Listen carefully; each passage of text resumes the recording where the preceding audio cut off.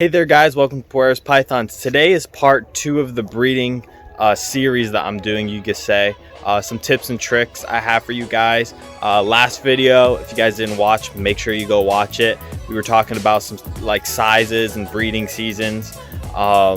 Today I'm just going to tell you how I breed them, how I keep everything organized, and I hope you guys like it. Make sure you guys like, share, and subscribe to my channel. And yeah, let's get started. Here it is. We're going to be talking about a couple other things today. We're going to focus today on what you're going to do when you put your males in with your females. There's a lot of things you want to look out for. Some ovulation, pre-lay shed. We're going to kind of cover all that today. And this will be the last of the breeding segment. Once I start getting eggs from my females, I'll do another separate video about how to care and incubate for those eggs. But for right now, we're just going to be talking about the breeding aspect of them. So what you're going to want to do is, if you see what I have over here in my system, I kind of label everything, times, dates, what male I have locked in. So if you want to come and see that. So right here I have, it says locked with my banana killer blade clown, and then I write the date. So over here, I don't know if you guys can see, he locked twice. One on February 12th and one on February 27th. I do that with all the females I'm breeding with. Also, to kind of keep track of what males I have going with what females, and so I know what's in the cage, I also make these little tabs. This one is actually for my banana killer blade clown.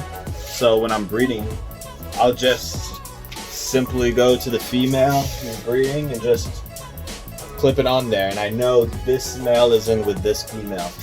It will help you once you start having a lot more snakes. I have just enough snakes where if I don't want to go searching through bins like, oh, which one did I put with what, I just feel like this is a lot easier right here.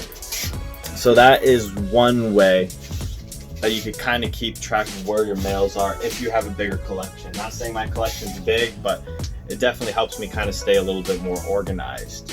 And yeah, it's really important that you check the locks. You want to document that, write down the dates, and then start watching your females. If they're going off of food, that's a good sign. If they're in the breeding season, they're in the breeding mood. If they go all off food, they're probably developing those eggs, those follicles. And this next part of the video, we're going to be talking about how to check follicles. If you don't have an ultrasound, how to check the size of your female's follicles. So yeah, I'm going to take out a couple females and we'll check on that.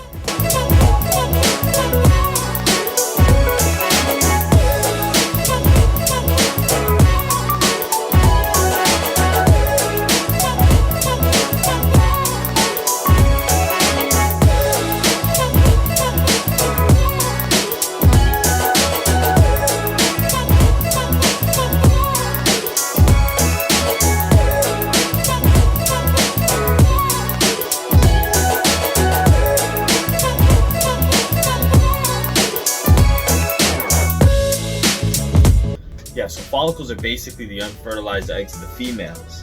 And you'll start seeing them once you start cooling down the temperatures and start introducing the males. You'll start developing those follicles.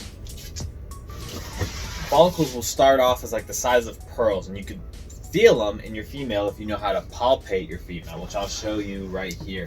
This is my female pinstripe. I've actually been breeding to my Enchi clown, and her follicles are getting actually pretty big.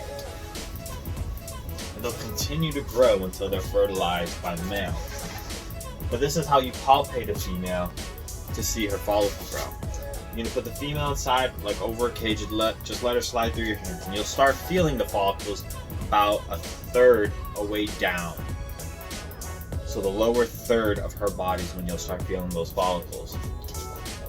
And they'll continue to grow. Like I said, they'll start off as like the size of like little pearls, like a string of pearls, and they'll continue to get bigger and bigger and bigger until they're like the size of like a golf ball. And you'll definitely feel them. And then they'll go through what is called an ovulation, which is basically the fertilization of those follicles. And in ovulation, you'll see it when your female, she'll get huge. It looks like she swallowed like a football or something. She'll get absolutely ginormous. And that's when you know that you don't have to put your males in there anymore. You stop putting your males because those eggs are being fertilized by the male sperm.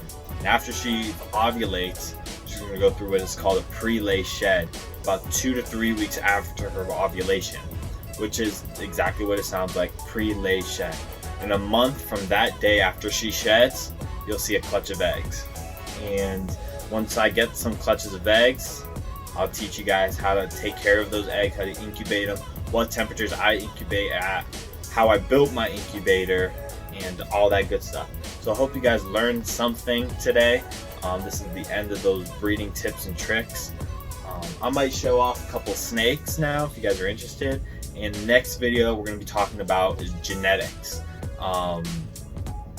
Codoms, incomplete dominant recessives, which is a huge important thing in the ball python. That's basically what all of this is all about. All these different colors, you got to know and understand the genetics. So it's gonna be like almost bringing you back to like biology 101.